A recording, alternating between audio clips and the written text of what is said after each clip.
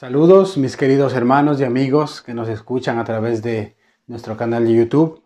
Sean una vez más bienvenidos a este tiempo de culto, de adoración, de alabanza a nuestro buen Dios. Para mí es un gozo nuevamente estar con ustedes a través de este medio y poder compartir así la palabra del Señor en este día.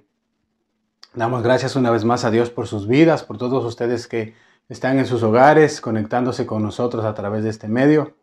Y para juntos poder alabar y meditar también al mismo tiempo en la palabra de nuestro buen Dios. Damos gracias a Dios por este tiempo. Damos gracias a Dios por sus vidas, porque Él ha tenido misericordia, Él nos ha guardado, ha sido bueno, bondadoso nuestro buen Dios. Y de esta manera, agradecidos por las bondades y las misericordias de nuestro Señor, vamos a acercarnos este día a la presencia del Señor y a dar inicio a nuestro culto. Para esto me gustaría, mis amados hermanos, invitarles a que en sus hogares se puedan poner de pie y puedan tomar sus Biblias y vamos a leer un texto de inicio, un texto que se encuentra en la carta de Pablo a los Hebreos, en la epístola a los Hebreos, el capítulo número 1. Vamos a leer los primeros 4 versículos que hablan acerca de la supremacía de Cristo, de quién es Él y de lo que Dios ha hecho por medio de Él. Dice ahí la palabra de Dios en Hebreos capítulo 1, versículos de 1 al 4. Dice: Dios, habiendo hablado muchas veces y de muchas maneras en otro tiempo a los padres por los profetas, en estos postreros días nos ha hablado por el Hijo, en quien constituyó heredero de todo, y por quien asimismo hizo el universo, el cual, siendo el resplandor de su gloria y la imagen misma de su sustancia, y quien sustenta todas las cosas con la palabra de su poder, habiendo efectuado la purificación de nuestros pecados por medio de sí mismo, se sentó a la diestra de la majestad en las alturas, hecho tanto superior a los ángeles, cuanto heredó más excelente nombre que ellos. Una preciosa porción que nos habla acerca, como decía, de la supremacía de Cristo, de lo que Él es, de su obra redentora y de quién es Él que está sentado, como dice, a la diestra de la majestad en las alturas. Así que, adorando a nuestro buen Salvador Jesucristo, es que vamos a empezar esta tarde, me gustaría invitarles a que inclinen sus rostros y me acompañen en una oración para poder dar inicio a las alabanzas. Amado Dios y Padre que estás en los cielos, oh Señor, cuán bueno y misericordioso eres tú, bendito Dios. Has sido misericordioso y paciente con nosotros, Padre amado, y queremos en este día acercarnos a ti a darte gracias, Señor, porque tú has sido bueno en gran manera, Señor, y nos has traído, nos has librado, nos has guardado en esta semana, bendito Señor, y te damos gracias porque podemos acercarnos a ti confiadamente en este día, Señor amado, a poner nuestras vidas, nuestro corazón delante de ti, sabiendo, Señor amado, y reconociendo que somos pecadores, sabiendo que tú conoces nuestras debilidades, tú conoces nuestras luchas, nuestras cargas, Señor.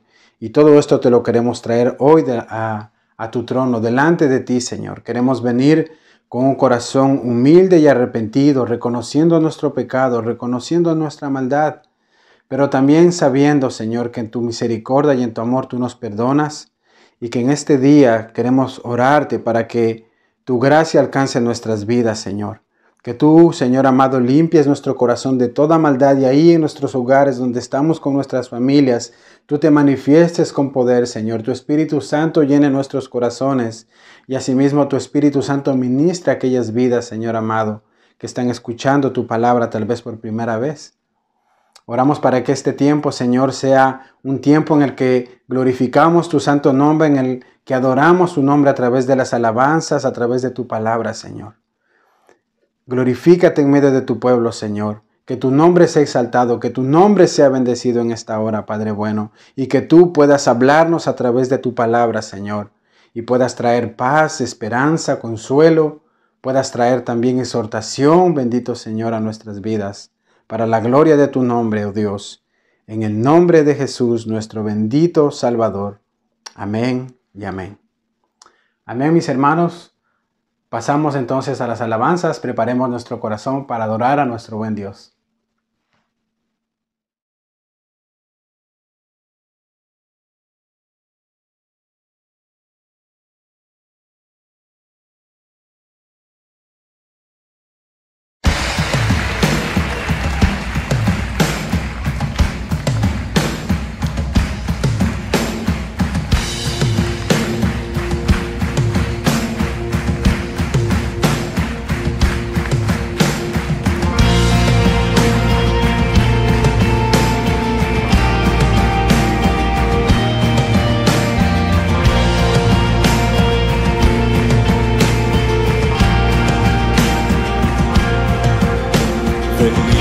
Glorificad a Dios, el Padre del Señor.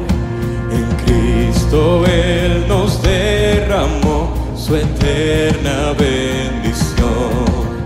Sin manchas, puros en su luz, nos destinó a ser sus hijos adoptados por la sangre de Jesús. Te daremos la gloria por tu gracia, bondad y amor.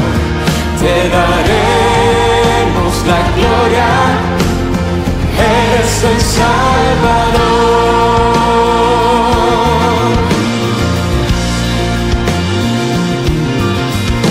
Venid, glorificad a Dios, que en Cristo gracia hará. Lavadas nuestras culpas son, tenemos redención. En ellos ya nos reveló su eterna voluntad. Que sea Cristo el Señor, su plan se cumplirá. Te daremos la gloria por tu gracia, bondad y amor. Te daremos la gloria, eres el Salvador.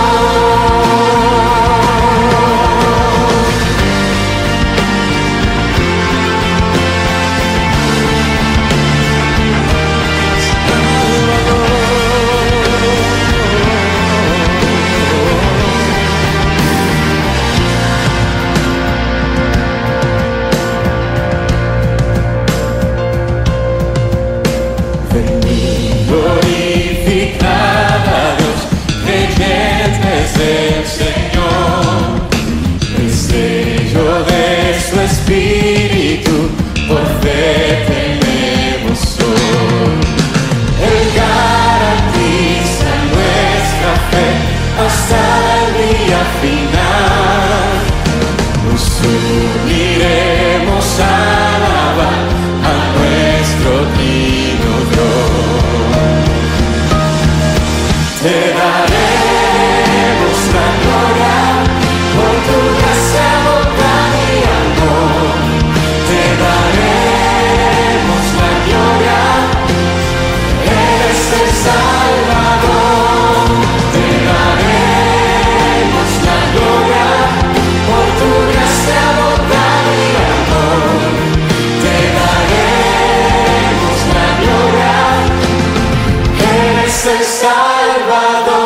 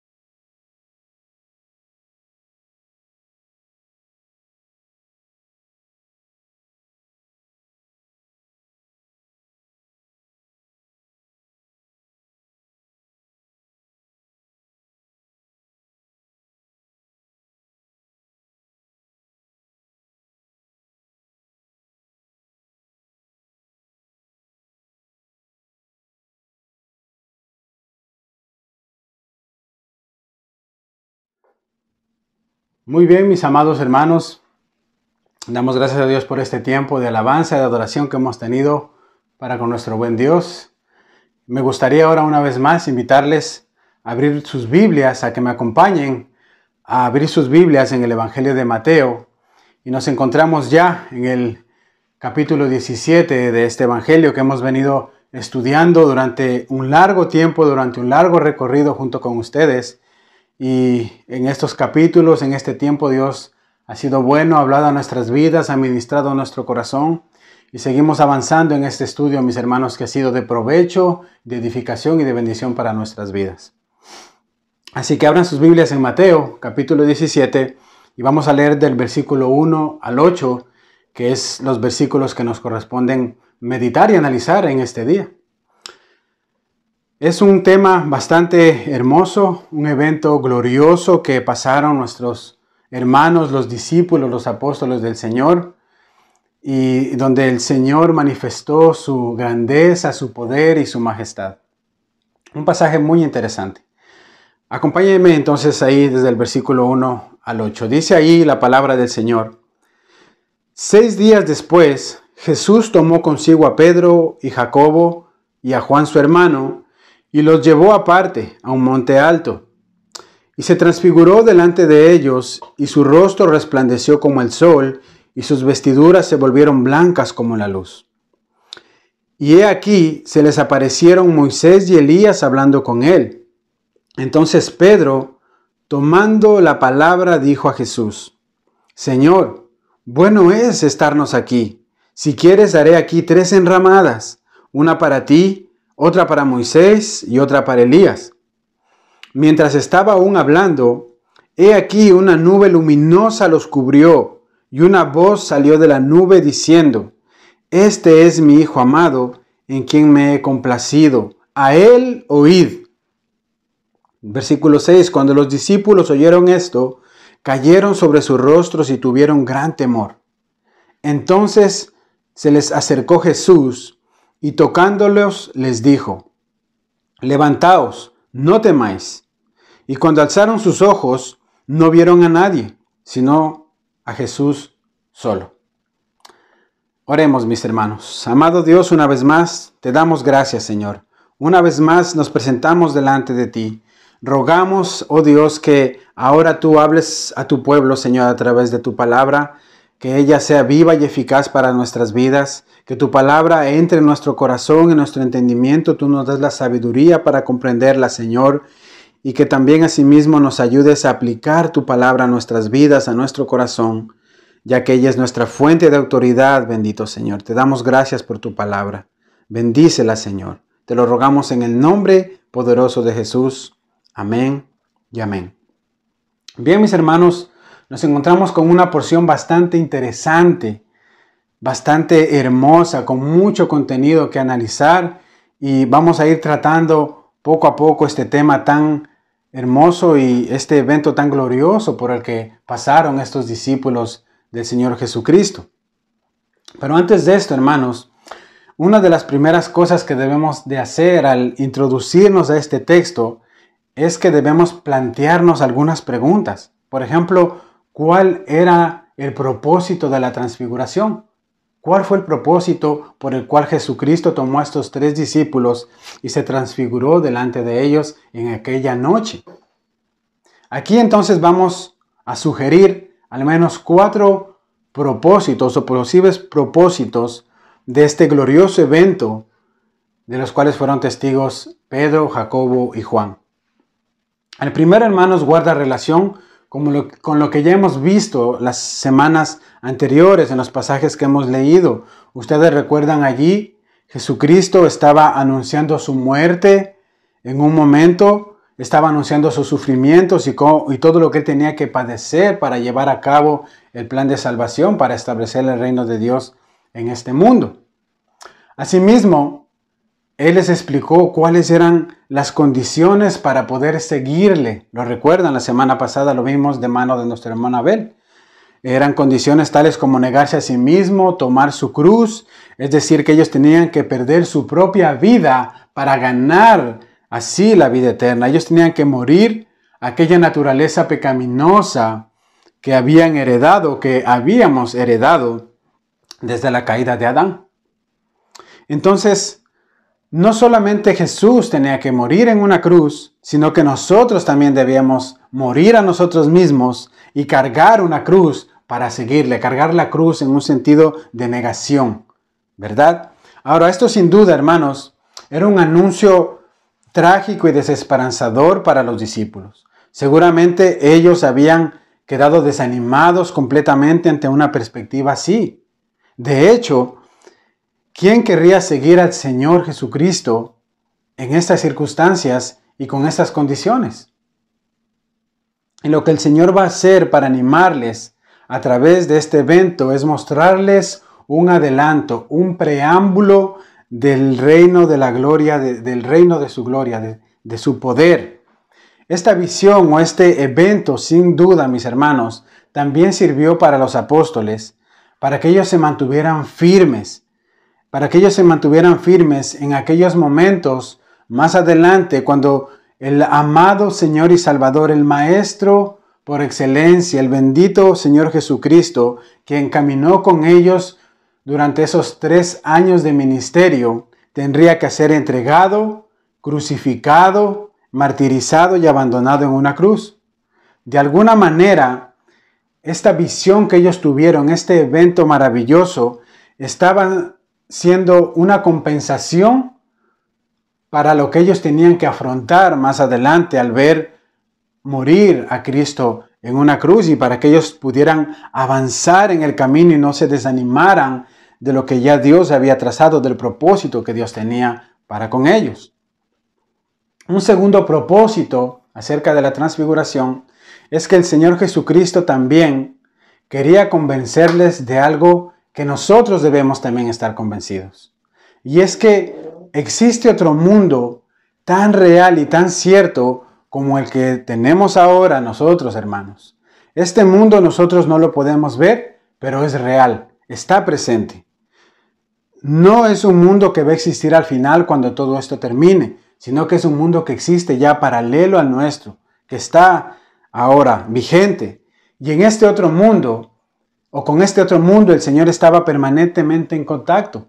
Lo podemos ver aquí reunidos con Moisés y Elías.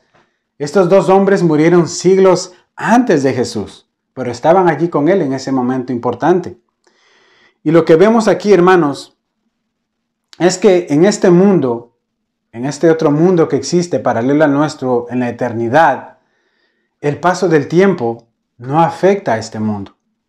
Aquí lo vemos, como dije antes, con Moisés y Elías, hombres que existieron incluso en intervalos de tiempo muy distintos, con años de diferencia, pero los vemos ahí junto con el Señor, hablando acerca de lo que Cristo tenía que padecer, hablando de la muerte, hablando de la resurrección de nuestro Señor Jesucristo. Pero estos hombres ya habían partido anteriormente a la presencia del Señor. No sé si ustedes recuerdan, o yo creo que sí lo recuerdan, la historia de Moisés.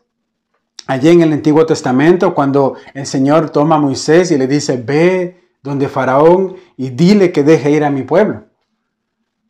Moisés asumió esta responsabilidad y él va, ¿verdad? Y le dice al Faraón de Egipto, Dios, el Dios de Abraham, de Isaac y de Jacob, el Dios de nuestros padres me ha hablado y me ha dicho que dejes ir a mi pueblo, que dejes ir a su pueblo porque Él tiene una herencia, Él tiene unas promesas para nosotros, las cuales nos entregará una vez salgamos de aquí de Egipto. Y Faraón, con un corazón endurecido, ¿verdad?, les niega esta petición y él les decía, olvídense de esto, yo no conozco a ningún otro Dios, yo no conozco este Dios de Abraham, de Isaac y de Jacob, y no hay otro mundo más que este. Aquí ustedes son mis esclavos, nacieron para trabajar, nacieron para vivir en este mundo y no hay otra cosa más. Olvídense del resto, ¿verdad? Pues hermanos, si nosotros nos ponemos a analizar nuestras vidas, en realidad este mundo nos trata de la misma forma. Satanás ha querido engañar a muchos pensando que solo existe este mundo y que lo que tenemos que hacer es desgastarnos y dedicarnos a las cosas de este mundo porque hay una sola vida y debemos vivirla plenamente aquí en esta tierra. Y hemos sido engañados y hemos sido llevados a olvidar que existe una realidad que es la eternidad. ese mundo, esa vida después de la muerte. Y que nosotros como cristianos hemos sido llamados y que sabemos que existe ese mundo hermoso, ese evento donde estaremos con nuestro bendito Salvador en la eternidad. Es un mundo infinitamente glorioso y distinto a este. Entonces, nosotros debemos guardar viva esa llama, esa esperanza que tenemos para aspirar a la eternidad con el Señor Jesucristo. Y nosotros como cristianos debemos mantener viva esa llama por medio de la oración, por medio de la meditación de la palabra, aguardando en nuestro corazón ese momento de la segunda venida de Cristo para estar juntamente con Él. Otra de las verdades o propósitos también, mis hermanos, que tiene la transfiguración, es que nos va a mostrar que el reino de los cielos no habría de ser establecido en esta tierra, sino hasta la segunda venida de Cristo. Ahora, esta situación generaba sin duda un desánimo en los discípulos. ¿Por qué? Porque si el reino de Dios solamente iba a ser establecido una vez Cristo viniera en su segunda venida, la pregunta que ellos estaban haciendo tal vez en su mente era si durante este transcurso de la segunda venida de Cristo nosotros estamos en esta tierra y morimos, ¿qué va a pasar con nosotros? ¿Entraremos en ese reino de los cielos? Esta sin duda fue una duda que ellos tenían. Pero no fue una duda solo de ellos, sino que nosotros también vemos a los creyentes de Tesalónica con esta misma duda. Ellos le escriben al apóstol Pablo y le preguntan que qué va a pasar cuando ellos mueran. Ellos estaban esperando la venida de Cristo, pero aún no venía. Y algunos ya se estaban muriendo, algunos ya murieron. ¿Qué pasará con estas personas? ¿Se quedarán sin entrar en el reino de los cielos? Y lo que va a hacer el Señor entonces, hermanos, a través de este evento, es que ellos va a fortalecerlos. Porque ellos van a mirar a Moisés y a Elías, para que puedan ver que aunque el reino de los cielos aún no había de ser establecido literalmente en esta tierra, ellos van a estar allí algún día. Y nosotros estaremos ahí algún día, así como estos personajes que aparecen aquí, como Moisés y Elías. Y lo interesante de esto, mis hermanos, es que como ustedes saben, por un lado Moisés murió de muerte natural, ya de anciano, y fue llevado al reino de los cielos.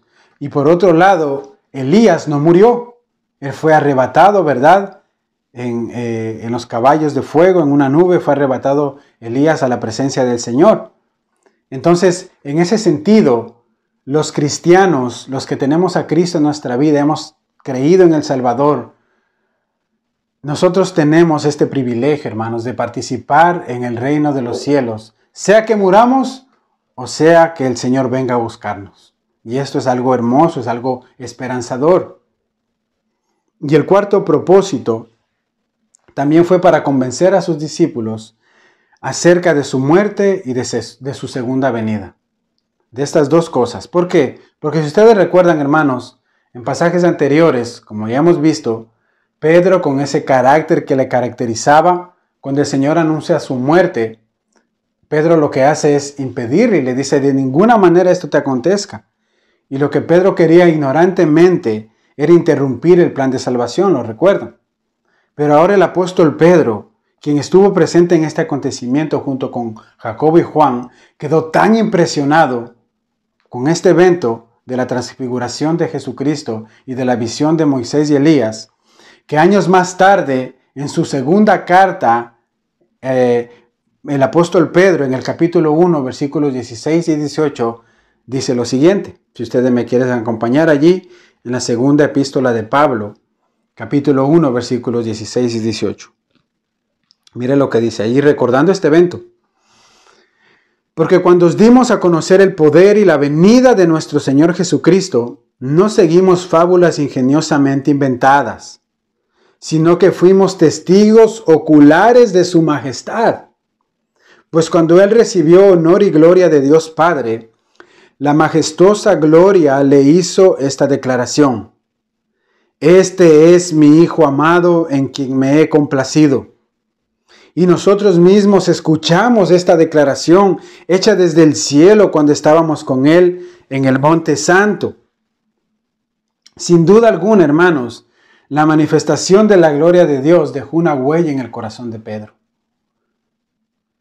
Pero algo que lo marcó profundamente, como él lo dice, es esa voz gloriosa desde el cielo. Este es mi Hijo amado, a él oíd. Y esto fue lo que verdaderamente impresionó a Pedro. Porque ustedes recuerden que él estaba discutiendo este hecho con Jesús, quería impedirle que vaya a morir a la cruz, quería impedirle este plan de salvación ignorantemente porque no sabía lo que decía. Y ahora lo que él escucha acerca de Cristo y de lo que él venía a hacer está comprobado por la voz del cielo, por la voz del Padre que le dice, a él oíd. En él está mi completa aprobación. Lo que él diga y lo que él haga, eso haced. Y esta voz fue algo contundente, hermanos. Y ahora Pedro ya no podía oponerse más, no podía poner más resistencia, sino rendirse y aceptar que Cristo tenía que ir a morir en una cruz, pero también que tenía que resucitar al tercer día. Así que con esta corta introducción, hermanos, acerca del propósito o de los propósitos de la transfiguración, abarquemos el tema de este texto que tenemos hoy. Y lo primero que vemos, mis hermanos, es estos tres testigos según la ley. Ahora me van a entender el por qué. Dice allí en el versículo 1, 6 días después, Jesús tomó consigo a Pedro, a Jacobo y a Juan su hermano, y los llevó aparte a un monte alto. Una vez más, hermanos, la pregunta sería, ¿verdad? ¿Por qué estos tres discípulos? ¿Acaso Jesús tenía preferencias que solamente tomó a estos tres discípulos? Porque si ustedes recuerdan, no es la primera vez que Jesús escoge a estos tres discípulos para algo especial. Ellos habían estado ahí en el Evangelio de Marcos, capítulo 5, versículo 35 en adelante, cuando el Señor resucitó a la hija de Jairo, ¿lo recuerdan? Ellos estaban en el aposento donde estaba esta niña también y entraron con Jesús cuando Él resucita a esta niña. Más adelante también lo vemos cuando el Señor está en el huerto del Edén orando, en el huerto de Getsemaní orando y le sudaron gotas de sangre. Dice el texto que Él se retiró a orar con estos tres discípulos también. Entonces no era la primera vez que Jesús los tomaba solo a ellos para ir a estar a solas. Podemos decir entonces que estos tres discípulos estaban siendo preparados para algo especial, porque ellos tuvieron la experiencia de ver al Señor Jesús en ese momento de su máximo sufrimiento en el Getsemaní, tuvieron la experiencia de ver resucitando a esta niña y ahora lo estaban viendo en su gloria, en su majestad, en el resplandor de su reino. Y lo hermoso de este texto, mis hermanos, es que esto ocurrió en la noche. Porque si esto llega a ocurrir en el día, el resplandor se hubiera visto, pero no tanto.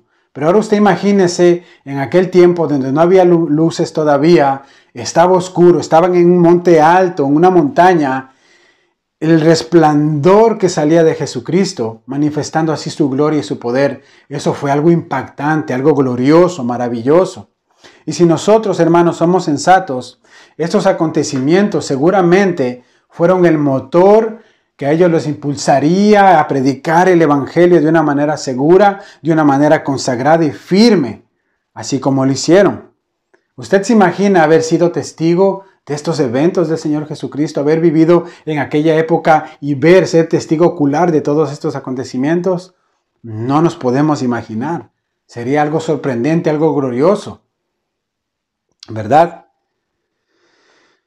Eso es así, mis hermanos. Un segundo aspecto o algo más que nosotros tenemos que ver en este hecho es que en el Antiguo Testamento, para que un testimonio sea creíble, sea acreditado como verídico, era necesario la aprobación de 2 o 3 testigos para comprobar lo que se decía, si lo que se decía era verdad, para que avalaran este punto. Esto fue establecido, si usted lo quiere mirar en su casa, en el Deuteronomio, capítulo 19, versículo 15. Se precisaba de 2 testigos para constar algún evento, algo que se hable, algo que se quede de acuerdo para que quede legalmente aprobado, por así decirlo. Y esto es bueno, mis hermanos, porque para nosotros debemos saber también que esto no fue una invención de un hombre, como dijo Pedro. No fue inventado por el hombre, ellos fueron testigos oculares. Hay 3 testigos que nos aseguran que lo que ocurrió esa noche en el monte alto era veraz. Vieron a Cristo glorificado, vieron a Cristo en su máximo esplendor, es decir, que fue un hecho acreditado legalmente por el hecho de que había estos 3 testigos allí con él: Pedro, Jacobo y Juan. Versículo 2 dice: y se transfiguró delante de ellos, y su rostro resplandeció como el sol, y sus vestiduras se volvieron blancas como la luz. La transfiguración, mis hermanos, consistió también en demostrar la verdadera naturaleza divina del Hijo de Dios. Ustedes saben que durante toda su vida en esta tierra, el Señor velaba su gloria, su naturaleza divina, por medio de su humanidad. Y la ocultaba de las demás personas, de todos aquellos que le rodeaban. Sin embargo, en esta ocasión, Él deja traslucir la gloria de su majestad, que le eran propias de sí mismo. Ahora, si nosotros lo vemos desde este punto de vista, nosotros podríamos decir que lo verdaderamente milagroso no fue esta transfiguración tal vez, sino que lo verdaderamente glorioso, lo verdaderamente sorprendente o milagroso es que durante todo el tiempo que Jesús estuvo en esta tierra, ocultó su verdadera naturaleza, bajo esta naturaleza de hombre, porque ese era uno de los propósitos con los cuales Él vino a esta tierra. ¿Ustedes lo recuerdan? Filipenses 2, del 6 al 8, lo que dice allí. Dice: el cual, aunque existía en forma de Dios, no consideró a ser igual a Dios como algo a que aferrarse, sino que se despojó a sí mismo tomando forma de siervo, haciéndose semejante a los hombres, y hallándose en forma de hombre se humilló a sí mismo, haciéndose obediente hasta la muerte y muerte de cruz. Aquí entonces tenemos también una de las características del reino de Dios manifestada en todo su esplendor. El Señor Jesucristo les había dicho a sus discípulos que algunos de ellos verían el reino de los cielos manifestarse con poder. Y aquí tenemos este destello de su gloria. Cristo en una manifestación transfigurada, y al lado de él Moisés y Elías, hombres de Dios que habían dejado este mundo siglos antes, pero que ahora estaban en la presencia del Señor, gozando y disfrutando de la vida eterna. Sorprendente, mis hermanos. Versículo 3, y aquí les aparecieron Moisés y Elías hablando con él. Esto, hermanos, sin duda es algo esperanzador también. Esto nos deja ver que un día nosotros nos encontraremos con todos aquellos creyentes que ya han partido a la presencia del Señor. Ellos están allí ya con Él, gozando de su presencia, gozando de su poder, de su gloria. Y un día nosotros nos encontraremos con ellos en el reino de los cielos y podemos así celebrar y disfrutar de esta vida eterna, esta vida que tenemos. Es algo hermoso, esta esperanza es una esperanza hermosa, llena de gloria y de majestad. Y es algo que nosotros debemos recordarnos todos los días. Esta esperanza está reservada para aquellos que han creído en el anuncio del Evangelio, para todos aquellos que han sido despojados de las cosas de este mundo, que han muerto a sí mismos para alcanzar el reino de los cielos. Porque si ustedes recuerdan, mis hermanos, nosotros estamos en este mundo, pero no somos de este mundo. Y es de esta manera como debemos vivir nuestra vida cristiana aquí, desapegándonos de las cosas materiales de este mundo, desapegándonos, alejándonos de los placeres y de todo lo que este mundo nos ofrece para engañarnos y seducirnos y tenernos esclavos, así como Faraón a los hebreos en el tiempo de los egipcios. No estamos llamados para vivir en este mundo y esperanzarnos aquí. Nuestra esperanza está en los cielos. Nuestra ciudadanía es la patria celestial. Y como peregrino debemos mirar hacia esa patria celestial y caminar derechamente, rectamente, mirando al Salvador, mirando a la cruz, para algún día alcanzar esa promesa de gloria que nos está reservada a nosotros por medio de la obra de nuestro bendito Señor y Salvador Jesucristo. En eso debe estar enfocada nuestra mirada, mis hermanos, no en las cosas de este mundo. Colosenses 3, versículo 4 dice: cuando Cristo nuestra vida sea manifestado, entonces vosotros también seréis manifestados con Él en gloria. Es una esperanza hermosa, mis hermanos. Y 1 de Juan capítulo 3, versículo 2 dice, amados, ahora somos hijos de Dios y aún no se ha manifestado lo que hemos de ser. Pero sabemos que cuando Él se manifieste, es decir, en su segunda venida, seremos semejantes a Él porque le veremos como Él es. Seremos semejantes a Él.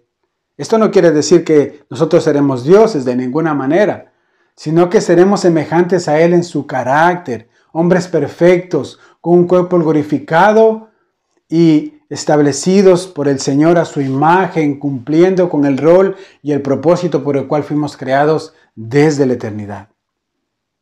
Y eso es importante, hermanos, porque es tan difícil, ¿verdad? Negarse a uno mismo en este mundo. Es tan difícil cargar una cruz, ser menospreciados por causa del Evangelio, ser perseguidos, despreciados muchas veces, incluso por los de nuestra propia familia.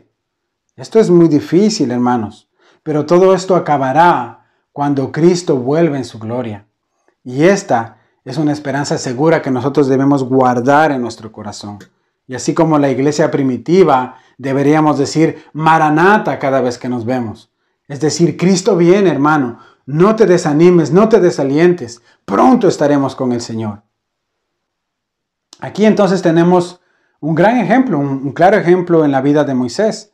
Ustedes recuerdan igualmente en el Antiguo Testamento, durante años Moisés tuvo que dirigir a un pueblo tan complicado, un pueblo tan contumaz, tanto así que en el libro de Números llegamos a un momento donde los vemos a ellos quejándose una y otra vez, murmurando contra Moisés, murmurando contra Aarón, murmurando contra Dios.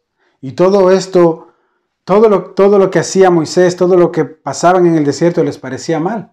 Y se la pasaban quejando todos los días. Todo lo ponían en duda, todo lo criticaban. Y llegó un tiempo en que Moisés, aunque fue uno de los hombres más mansos de esta tierra, dice la Biblia, se cansó de ellos.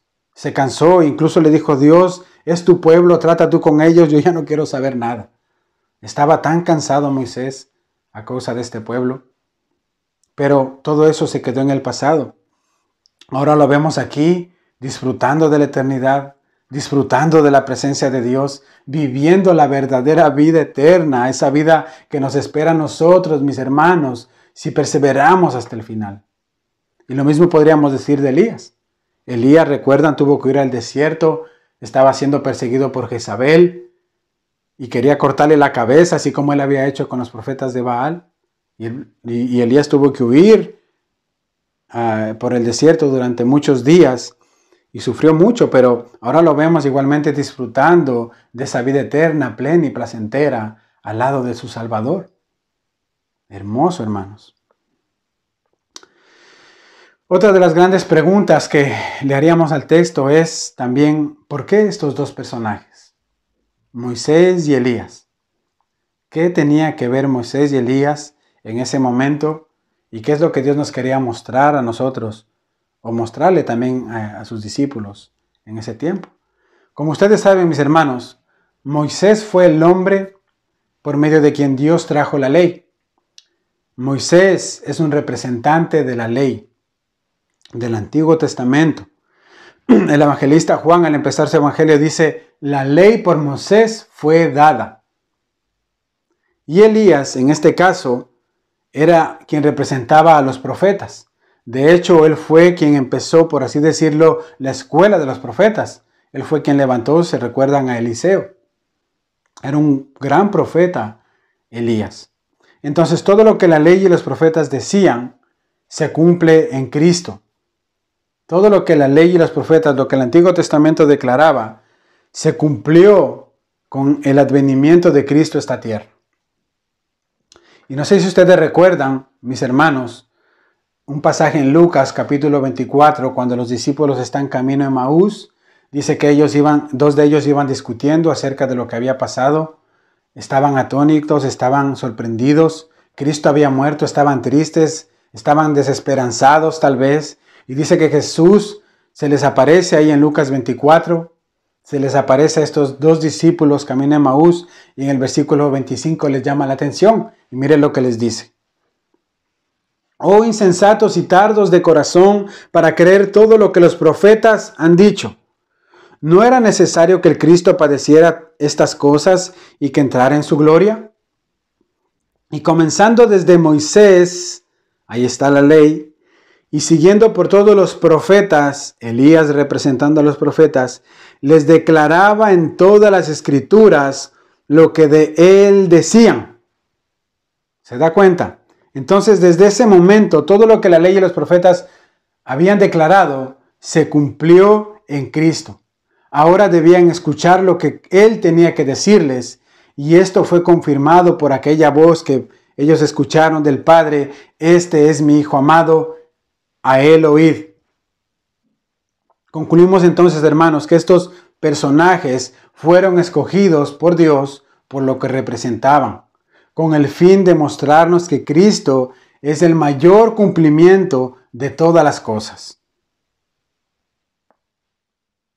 Un detalle más con Moisés y Elías es que ellos representaban de igual manera las dos formas por las cuales llegaremos al reino de los cielos, sea por la muerte o sea por el arrebatamiento. Ya lo dije antes al inicio, Moisés murió y fue llevado a la eternidad con el Señor. Elías no murió y fue arrebatado igualmente a la eternidad, al reino de los cielos. Y esa, como dije, era la cuestión también que tenían los discípulos y la cuestión que tenían los tesalonicenses. Y Pablo, en el capítulo 4 de Primera de Tesalonicenses, les contesta en el versículo 16 y 17 a esta gran cuestión que ellos tenían, o a esta duda que ellos tenían. Mira lo que les dice ahí Pablo en Primera de Tesalonicenses 4, 16 y 17. Porque el Señor mismo, mire bien, el Señor mismo, con voz de mando, con voz de arcángel y con trompeta de Dios, descenderá del cielo. Y los muertos en Cristo resucitarán primero. Si tú mueres hoy y has confesado a Cristo como tu Salvador, te has arrepentido de tus pecados y mueres, tú vas a la presencia de Dios y serás resucitado juntamente con Él. Versículo 17. Luego nosotros, los que vivimos, los que hayamos quedado, seremos arrebatados juntamente con ellos en las nubes para recibir al Señor en el aire, y así estaremos siempre con el Señor. Dos maneras de llegar al reino de los cielos: la muerte o el arrebatamiento. Nosotros esperamos ese momento, ese evento glorioso de la segunda venida de Cristo, cuando Él venga a buscar a su iglesia, a su pueblo, y todos aquellos que estemos limpios, preparados para cuando el esposo venga, entonces seremos arrebatados juntamente con Él.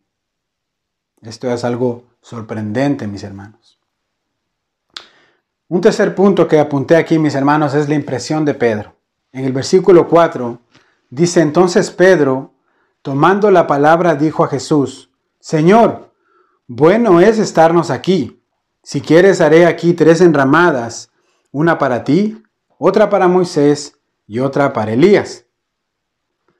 Como ustedes saben, Pedro es una de las personalidades mejor caracterizadas en toda la Biblia. Pedro es como es.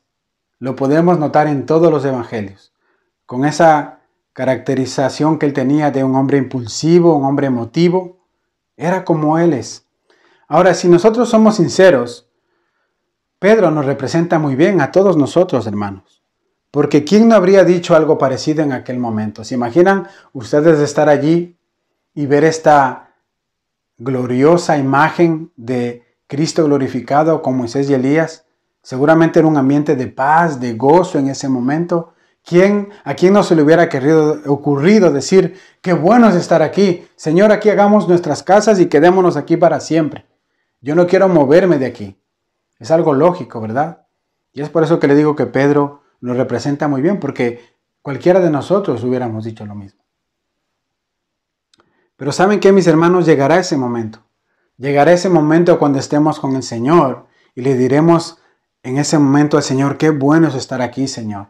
Qué bueno es estar en tu presencia. Ya no nos tendremos que ir, ya no tendremos que preparar ni siquiera enramadas nosotros. ¿Sabe por qué? Porque el mismo Señor Jesucristo fue a preparar morada para que donde Él esté, nosotros también estemos juntamente con Él. Es lo que dijo a sus discípulos en el Evangelio de Juan, capítulo 14, versículo 2. Voy pues a preparar morada para que donde yo estoy, vosotros también estéis. Y en el día que estemos con Él, será un momento glorioso. Será un momento en el que le diremos, Señor, yo aquí estoy bien, no me quiero mover de aquí. Yo no me quiero ir de aquí, Señor. Bueno, qué bueno es estar aquí. Y esta, una vez más, hermanos, es una promesa que a nosotros debe causarnos paz, debe causarnos gozo, alegría, contentamiento. Y no sé, mis hermanos, pero no sé si ustedes en estos tiempos tan sombríos y tan adversos en los que nosotros estamos viviendo, les ha pasado igual que yo, que lo único que piensa es, después de ver tanta maldad, es decir, ven pronto, Señor. Ven pronto a llevarte a tu pueblo. Ven pronto a buscarnos. La maldad se ha ido intensificando tanto en esta tierra, Señor, que aún tu nombre sigue siendo blasfemado, aún en gran manera. Ven pronto y restaura todas las cosas. Que el Señor vuelva pronto. Esa debe ser nuestra oración y que nosotros estemos preparados para recibirle.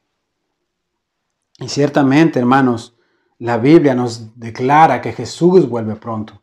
Cristo viene pronto. Ya lo vimos en Tesalonicenses. Ahora le invito a que vaya conmigo a Apocalipsis 1:7, que nos habla acerca de esta verdad que nosotros no debemos olvidar como creyentes. Cristo vendrá. Cristo vuelve. Apocalipsis 1:7 dice, he aquí que viene con las nubes y todo ojo le verá, y los que le traspasaron y todos los linajes de la tierra harán lamentación por él. He aquí que pronto viene y todo ojo lo verá. Mateo 24:27 también dice, porque como el relámpago que sale del oriente y se muestra hasta el occidente, así será también la venida del Hijo del Hombre. Hablando de Cristo, la palabra de Dios nos confirma por varios pasajes que la segunda venida de Cristo es eminente, mis hermanos. ¿Y qué debemos hacer nosotros mientras tanto como cristianos? ¿Debemos vivir nuestra vida esperando ese momento? No, mi querido hermano, ten cuidado. Mateo 24:42 dice ahí, velad pues, porque no sabéis a qué hora ha de venir vuestro Señor. Velad, estar atentos. Y Lucas 21:34 y 36 dice, mirad también por vosotros mismos, que vuestros corazones no se carguen de glotonería y embriaguez y de los afanes de esta vida, no somos de este mundo, y venga de repente sobre vosotros aquel día, porque como un lazo vendrá sobre todos los que habitan sobre la faz de toda la tierra. Una vez más, velad pues en todo tiempo, orando que seáis tenidos por dignos de escapar de todas estas cosas que vendrán y de estar de pie delante del Hijo del Hombre. Esa es una advertencia, mis hermanos, a la cual nosotros haremos bien en prestar atención. ¿Cómo estás tú, mi hermano? ¿Cómo está tu hogar? ¿Cómo está tu familia? ¿Cómo está tu vida espiritual? ¿Estás esperando al Señor? ¿Estás velando? ¿Estás orando en todo tiempo? ¿Estás siendo tenido por digno de recibir al Señor cuando Él vuelva en su gloria? Oh, mi hermano, yo espero que sí, que tu corazón, tu vida esté preparada para este momento. ¿Y por qué decimos que se acerca pronto la venida de Cristo? Mira lo que dice la Escritura. Una vez más, Mateo 24, 37 y 39. Mas como en los días de Noé, así será la venida del Hijo del Hombre a esta tierra. Porque como en los días antes del diluvio estaban comiendo y bebiendo, casándose y dándose casamiento, hasta el día en que Noé entró en el arca, y no entendieron hasta que vino el diluvio y se los llevó a todos. Así será también la venida del Hijo del Hombre. Y yo te pregunto a ti, mi hermano, ¿cómo está la tierra hoy en día? ¿No vemos tanta maldad, tanta aberración, tanta oposición a los designios de Dios en esta tierra? Si tú eres un verdadero cristiano nacido de nuevo, debes estar esperando este día glorioso. Y cuando esto llegue y estemos en la presencia del Señor, seguramente diremos igual que Pedro, contemplando la hermosura de la santidad de nuestro buen Dios. Qué bueno es estar aquí. Qué glorioso es estar al lado de nuestro Redentor y Salvador. Yo no me quiero mover de aquí. Esperemos ese día con gozo, con anhelo, mis hermanos, y que esto nos sirva a nosotros de esperanza, para que aunque vengan embates en nuestra vida, nosotros recordemos que las aflicciones de este mundo presente no son nada comparadas con la gloria venidera que nos espera al lado de Jesucristo. Sigamos avanzando, hermanos, en el versículo 5.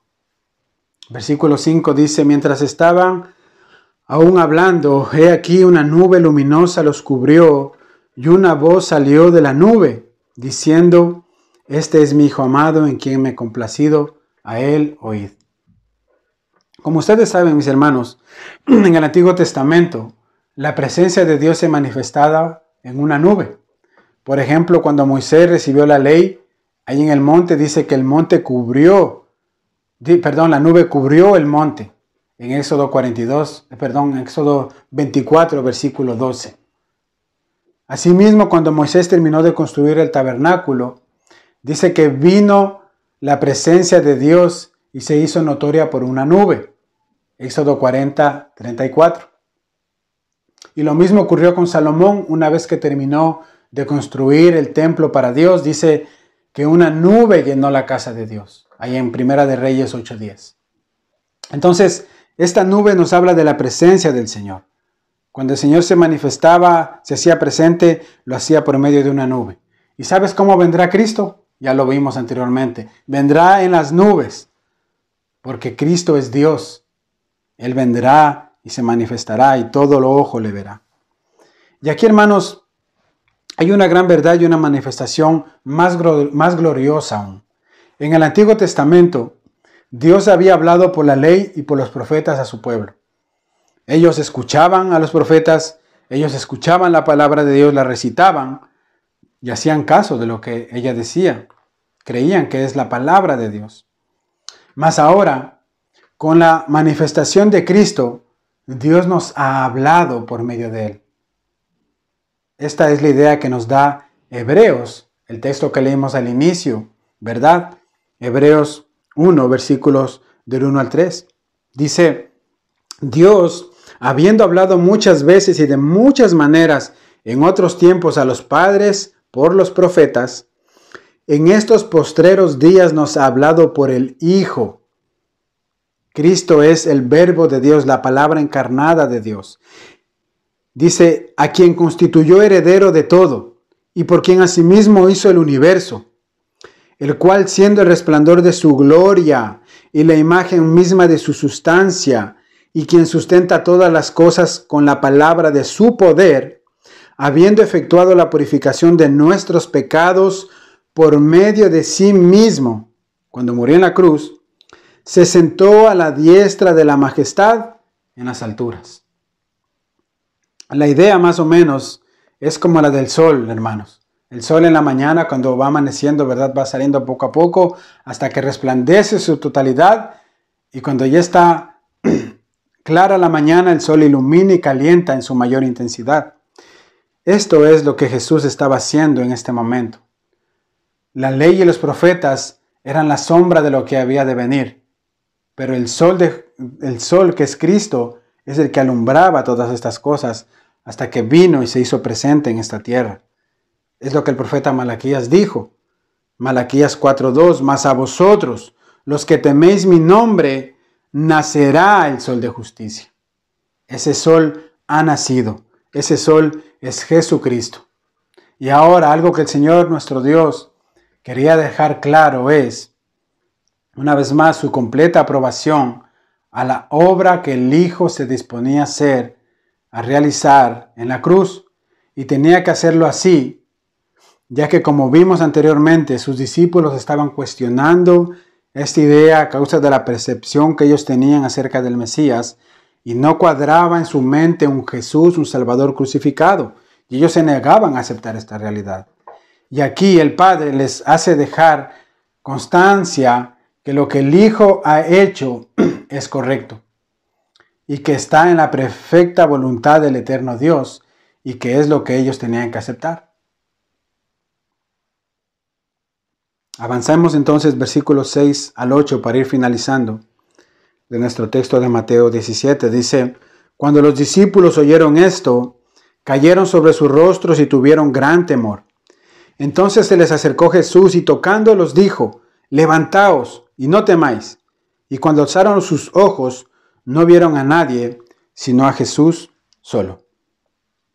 Aquí algo que debemos tener claro, hermanos y amigos que nos están escuchando, es que Moisés y Elías, aunque fueron grandes hombres de Dios, eran solamente hombres. Es decir, ellos no podían salvar. Ellos solo habían anunciado al Salvador. Pero esa obra de redención del pecador solamente la podía llevar a cabo nuestro bendito Señor Jesucristo. Es por eso que ellos desaparecen de la escena en este momento.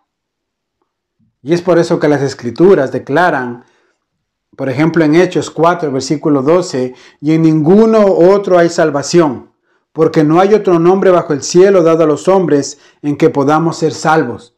Hablando de Cristo. Y en Filipenses 2:9 dice: por lo cual Dios también lo exaltó hasta lo sumo y le dio un nombre que es sobre todo nombre, para que en el nombre de Jesús se doble toda rodilla de los que están en los cielos y en la tierra y debajo de la tierra, y toda lengua confiese que Jesucristo es el Señor, para gloria de Dios Padre. Entonces, mis hermanos, para traer una aplicación a nuestras vidas de todo esto lo que hemos venido hablando. En primer lugar, para las personas que aún no han creído en el anuncio del Evangelio. Si tú, querido amigo o amiga que me estás escuchando, escuchas por primera vez el Evangelio, o ya lo escuchaste pero no lo entendías, déjame decirte que por muchos años la religión te ha engañado. Te ha hecho poner tu esperanza o tu salvación en santos, en vírgenes, aún en tus buenas obras para ganarte el favor de Dios.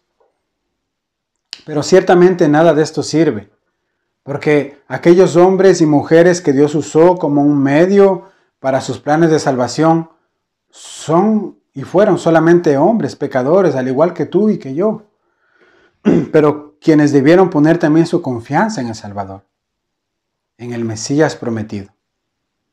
Y es a esto que yo te invito el día de hoy, a que tú pongas tu confianza en el único Salvador, a que vengas a Cristo. Solamente en Él está la salvación. Fue por su obra en la cruz que nuestros pecados fueron perdonados.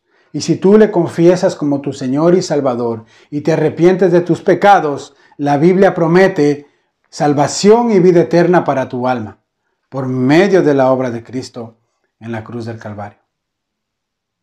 Así que te invito a que vengas a Cristo, que medites y vengas a Él.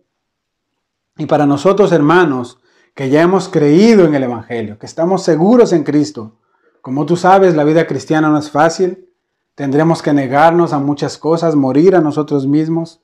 Tendremos que sufrir rechazo, persecución, aún de nuestra propia familia incluso, porque en este mundo tendremos aflicciones. Pero ¿qué tenemos que hacer? Confiad en Cristo. Confía en Él, mi hermano, porque así como Moisés y Elías y muchos creyentes que ya partieron a la presencia del Señor antes que nosotros, un día nosotros también estaremos con ellos en ese lugar donde ya no habrá más llanto ni dolor y donde viviremos eternamente junto a nuestro bendito y amado Salvador Jesucristo. Esta es la esperanza de gloria que nos espera. Así que te animo, mi hermano, a que no desistas, a que no te desanimes, a que pongas tu mirada en el crucificado, a que pongas tu mirada en Cristo. Él es nuestra única esperanza, Él es nuestra única salvación, y haremos bien en oírle, así como el Padre nos ha dicho: este es mi Hijo amado, en Él tengo complacencia, a Él oíd. Oigamos a nuestro bendito Salvador y sigámosle hacia donde Él está. Que el Señor les bendiga, mis hermanos, y espero que este mensaje haya sido de ánimo, de aliento, de edificación para tu vida. Que tengas una buena semana. Bendiciones.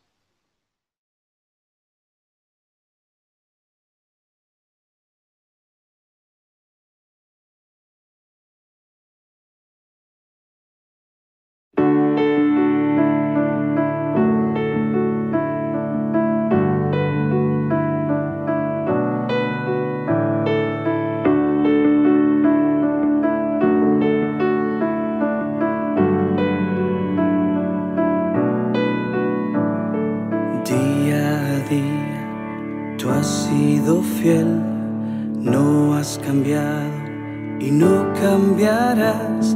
Maravillado estoy con tu amor, porque me amaste siendo un pecador.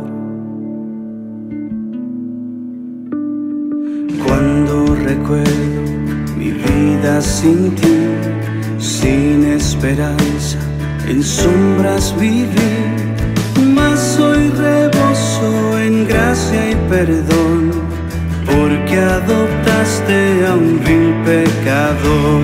Te alabaré, te glorificaré, porque agradecido estoy por tu inmenso amor.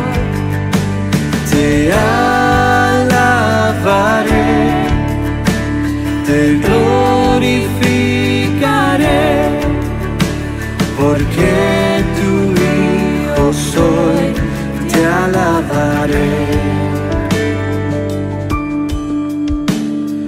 Cuando en prueba te exaltaré, y cuando duela en ti confiaré, porque conozco tu inmensa bondad y sé que nunca me abandonará. Te alabaré, te glorificaré, porque agradecido estoy por tu inmenso amor. Te alabaré, te glorificaré, porque tu hijo soy, te alabaré.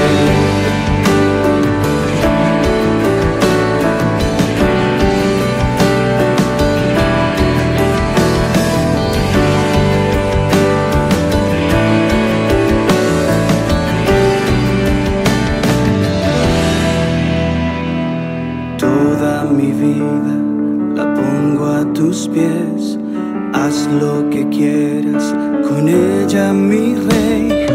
Hasta que vuelvas con fe cantaré, día a día tú has sido fiel, día a día tú has sido fiel. Te alabaré, te glorificaré, porque agradecido estoy por tu inmenso amor. Te alabaré, te glorificaré, porque tu hijo soy.